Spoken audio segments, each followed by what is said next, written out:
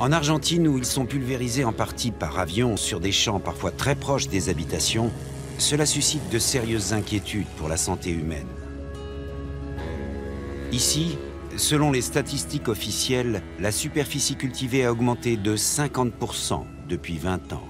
Le volume de produits phytosanitaires vendus, lui, de 858%.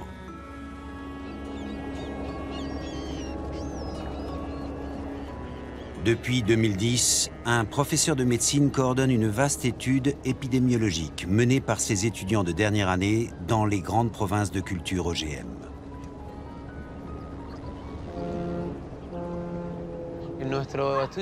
Notre étude de relevé épidémiologique englobe à ce jour 21 localités dans les provinces de Santa Fe, Entre Ríos, Córdoba et Buenos Aires.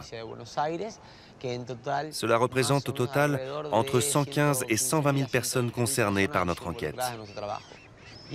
Et nous avons commencé à trouver une série de données qui nous a alertés.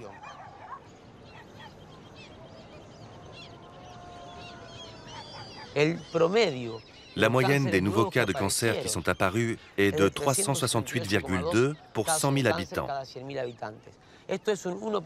C'est 1,8 fois plus que les cas de cancer au niveau national. D'autre part, nous avons ici les causes de mortalité et nous constatons que dans la majorité des localités, le cancer est devenu la principale cause de décès, alors que dans notre pays, les principales causes de mortalité sont les accidents de la route et les maladies cardiovasculaires. Nous avons aussi trouvé davantage de cas de malformations congénitales, des enfants atteints d'une maladie appelée la sirénomélie.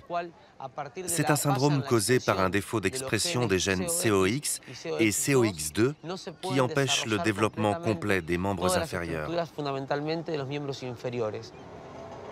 Et quand on étudie la chronologie, c'est-à-dire la date de grossesse des mères de ces enfants et les étapes de gestation, il se trouve que les 3 premiers mois de développement de l'embryon coïncident avec la période de pic d'utilisation d'agrotoxiques pour préparer les champs de culture transgénique.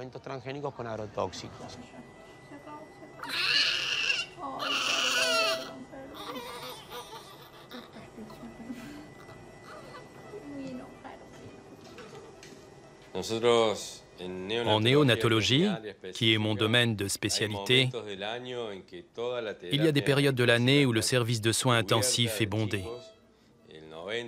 90 à 100% des patients sont des enfants présentant des malformations. Ce n'était pas le cas avant en Argentine.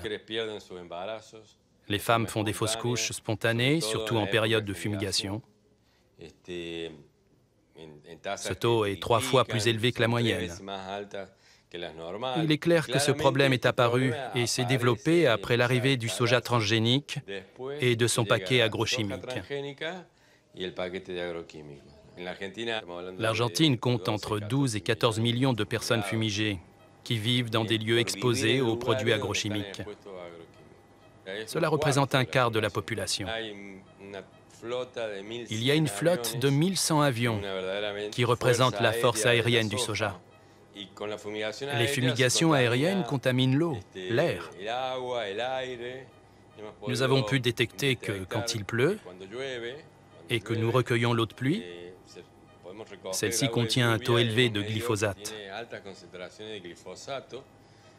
Nous exigeons que ces fumigations aériennes soient interdites. Selon nous, c'est une pratique criminelle.